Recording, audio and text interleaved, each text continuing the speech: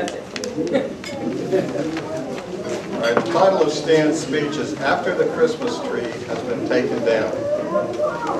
All right, Stan, you're almost done with your manual. Tonight is your 10th project. You've been in Toastmasters for a year. What's next? Welcome Stan to the lectern.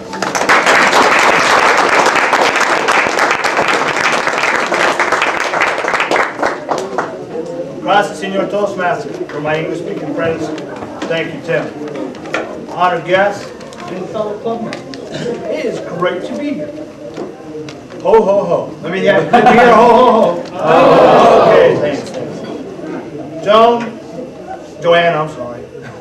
Earlier today I asked if it was going to snow, and now I have to say no, because it did warm up outside a couple degrees after you gave your speech, because it always does when you get done talking. Stacy, I made a New Year's resolution last year about wine as well, but mine was only 3 hours, and I had to wake up at 5 o'clock in the morning so I could have it drank by 8. Wine, I'm always impressed. I'm always impressed when someone tries to give a speech in a language that's not their first language. So my hat's off to you, because when I go down to North Carolina, I can't understand them either.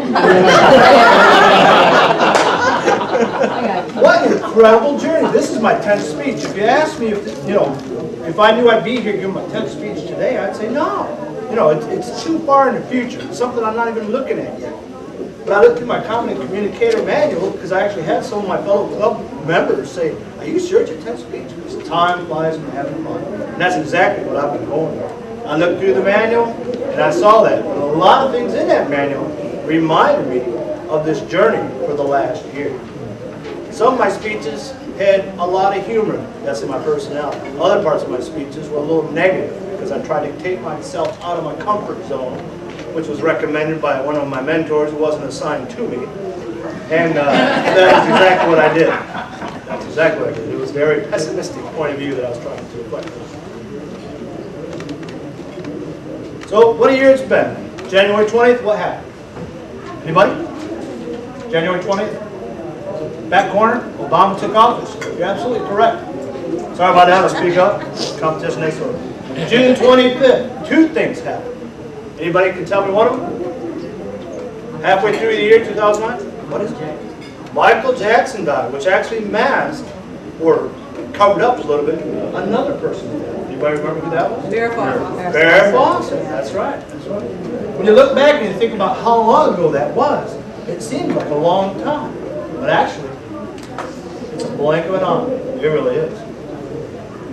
I noticed that if I repeat the same routine, that if I wake up in the morning when the alarm goes off, I go to work, I come home, I make sure the kids do their homework, I eat dinner, I watch my favorite TV show, I go to bed, and then I repeat that same routine tomorrow, and the day after, and the day after, and the day after, my whole world will disappear in a blink of an eye. One of the reasons, one of the things I've noticed, it's all two reasons, when I joined Toastmasters, it added a significant amount of variety to my life. It actually gave me a spot in my month where it's something completely different, out of the ordinary. Not many people are doing this that I work with. Nobody's doing it in my family. That I can take time and change that routine up. And it actually has slowed down my year. And I appreciate it. I want to thank you, my friends and family, and fellow club members.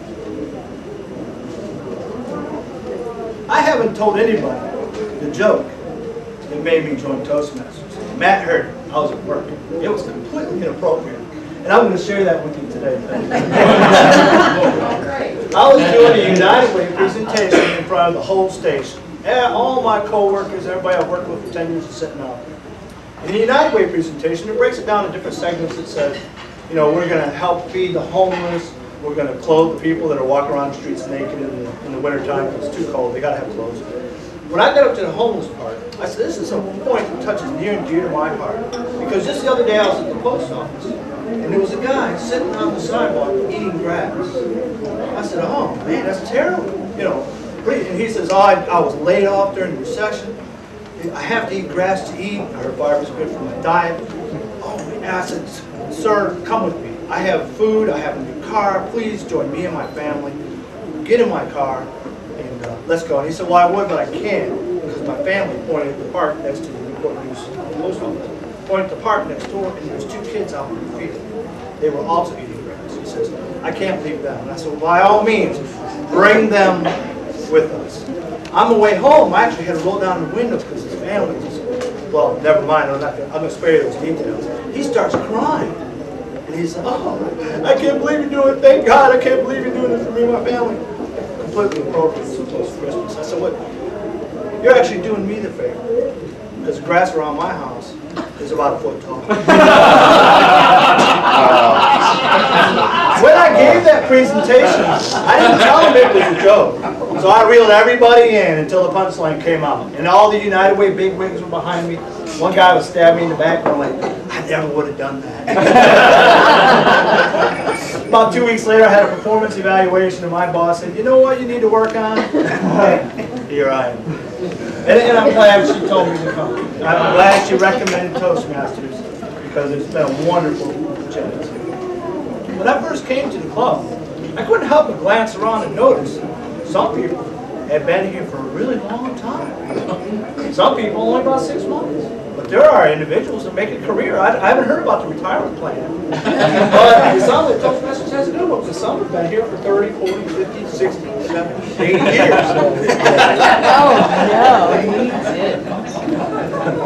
So when I thought about it, and I've talked to a recent club member, I said, well, how do you avoid that? You know, how do you, but what I've realized is it's not just a club. It is friends. It is a group of individuals that I've grown to know very closely. Just a speech that's offered variety that you're not going to hear at work. You're not going to hear from your neighbors. You're not even going to hear from your family. You are going to, whoever is here as a guest today, if you want to join this club, be my guest. Because you will dive in deep into people's personality. You'll boldly go where you might not want to go. But you'll get to know people like they are your friends. And believe it or not, I know in 1 year, I would have a difficult time doing anything unless my hand was forced to quit. I really could not. You're just a family and a group of friends now. I appreciate that. And I want to say Merry Christmas and offer that up as a present. I mean, it's not these, it's you guys. It's great. But there is something I want to say. If you're not faithful, one of the best gifts you can give your family and your friends is faith. Even if there's nothing at the end of the rainbow. If your children think that there is, then when you pass, you get to see them again. Or at least they'll believe they will. And if there's nothing at the end of your life, what difference does it make if there's nothing? But if there's something at the end of your life, what a wonderful gift you can give your children during your life to make them feel like you're going to see them on the other side. Ladies and gentlemen, we're not food processors. We're not something that takes food in our mouths and takes food in our mouths. We're not. That's not our only purpose in life. It is to raise our children and be friends and be family and be neighbors. We're a collection of memories. What's important is this 1 minute that we're in right now. When you look back at your past, you can either choose to see the negative things that have happened to you and everybody else sitting around you, or you can see the positive things. Those memories are what makes us today.